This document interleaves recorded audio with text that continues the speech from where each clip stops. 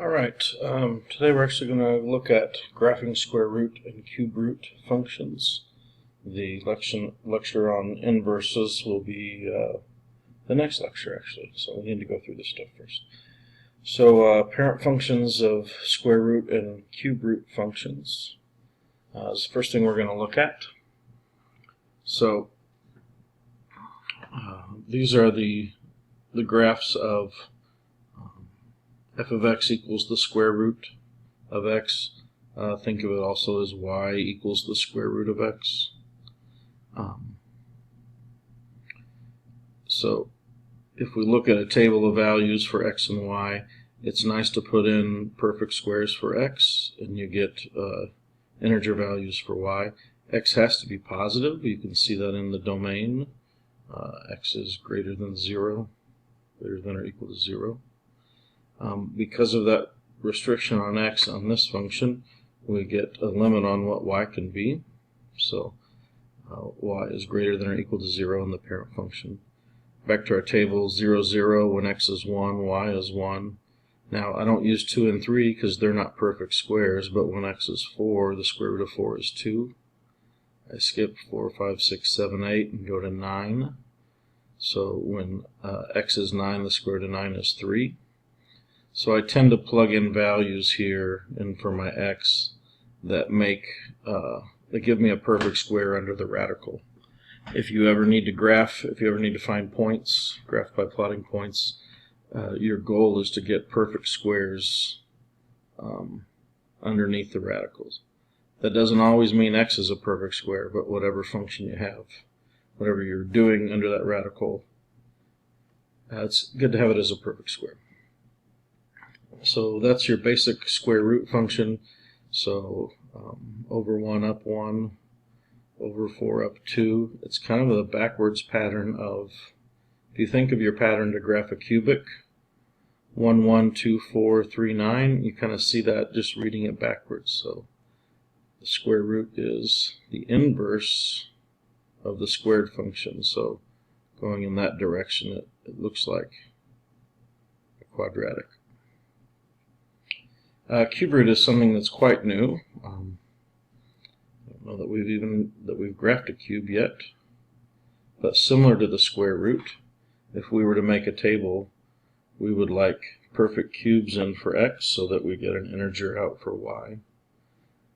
You can use 0, the cube root of 0 is 0. You can use 1, the cube root of 1 is 1, but you can also use negative 1. The cube root of negative 1 is negative 1. So what I'm doing is I'm just plugging in x. I'm saying if y equals the cube root of x, I'm just putting numbers in for x and seeing what the cube root is. After 1, the next cube root is 8. So we have an 8, and the cube root of 8 is 2. Negative 8, negative 2. So we can take the cube root of a negative. So because we can get those negatives, our domain is all real numbers and our range is all real numbers. Now you may, sorry about that. The range looks like it doesn't go up very fast, but it doesn't have to go up fast. As long as it's going up, it will get to positive infinity eventually. We've talked briefly about set builder notation. So let me write that down real quick for you. So in the domain for the cube, sorry, I'm back to the square root. It's x, and that is such that x is greater than or equal to 0. So for set builder, you can put that inequality right in there. The range, if you needed it, would be y such that y is greater than or equal to 0. For all real numbers in set builder, you can say x is an element of R. That's one way to do it. That's our little e.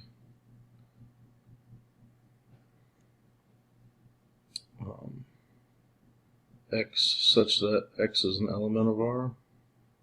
Sometimes you see that. Those ideas are in set builder. I think there's an error on there's a typo on one of the tests. So if you're not sure, if the set builder looks wrong to you, don't be afraid to ask. Alright, to graph these, we see the standard form down here. The standard form for the square root function is, the vertex form is a times the square root of x minus h plus k.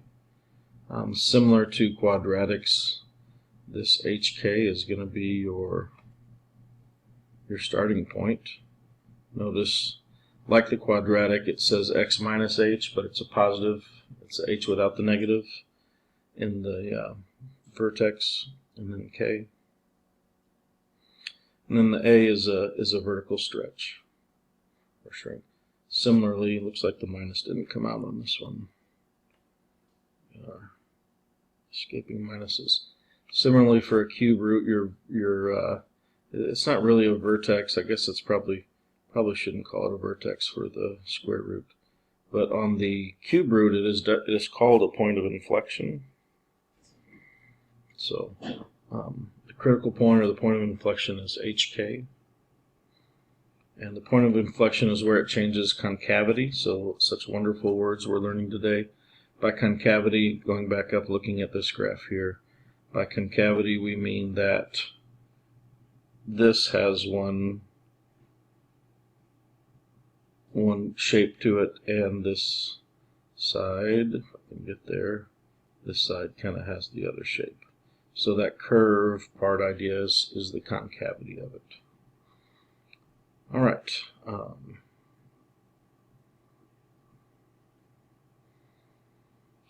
So use your HK to get your left and right shift. Use your A value to stretch or shrink it. Let's see if we can get to some examples here. Alright, so we know that for this one H is 0 and K is 0, so this is a,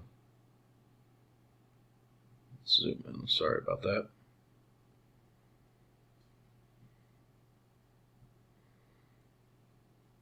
So your HK is 0, 0. I'm going to start here. Your A value is -2, so that gives us a rhox. The negative is gives us a reflection over the x-axis, and the 2 is a stretch.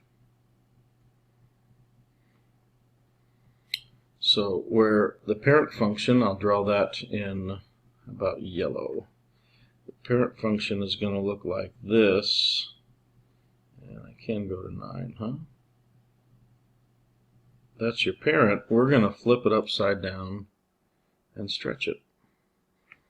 So instead of over up, it's going to be over down, but not down 1, 2 times 1. So the dotted. So when we go out to 4, we'd normally go up 2.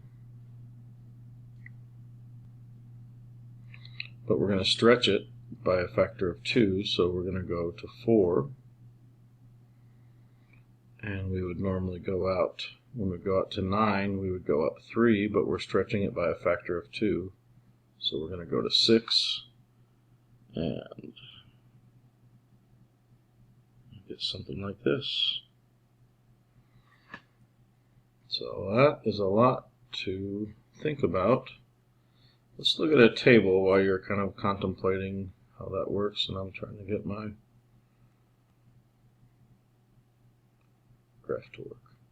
So what I said, if you wanted to look at a table, we needed to put values in for x that are perfect squares for a square root function. So we're going to put in 0, 1, and 4. And we need to find -2 times that square root. And that's going to be -2 times 0, which is 0. -2 times 1, which is -2. -2 times 2, which is -4. The next square root is 9. Square root of that is 3. -6. So these ordered pairs, if you can read my hieroglyphics, are 0, 0, that's a 0, believe it or not, 1, negative 2,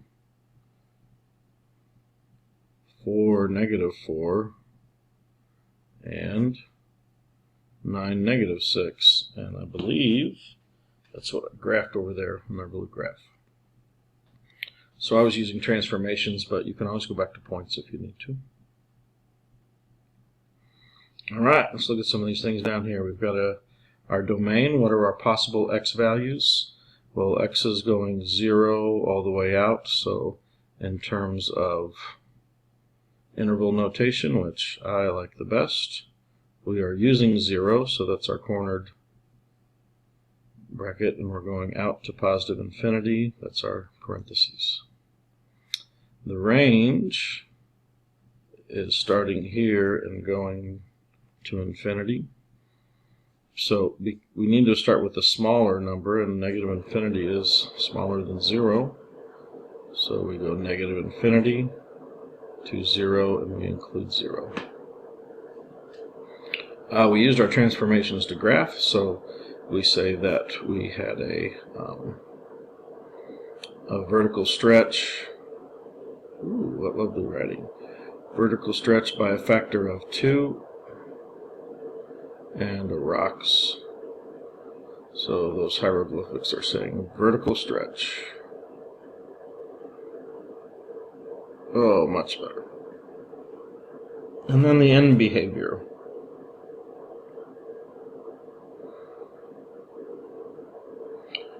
As x goes to negative infinity, this is undefined.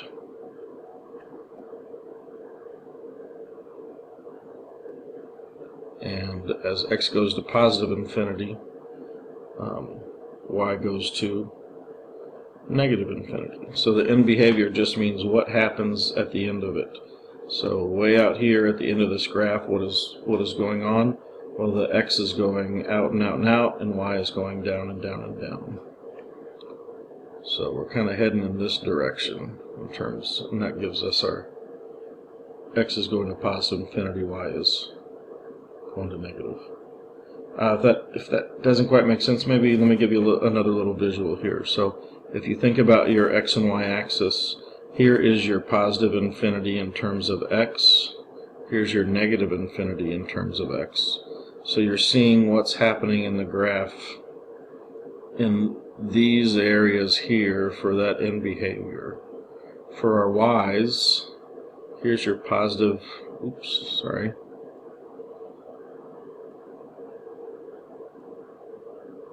here's your positive infinity for y, and here's your negative infinity for y. Now x is the input, so what x will determine where y is ending up. So these you kind of have to just see where the graph is going. If the graph is headed in this direction, this is going to positive infinity for y. If the graph is going in the downward direction, that's your negative infinity for y, or your function. Okay, a lot to think about. We're about to hit our 15-minute mark, so I don't know, maybe we'll go ahead and stop now and start the next graph with the next video.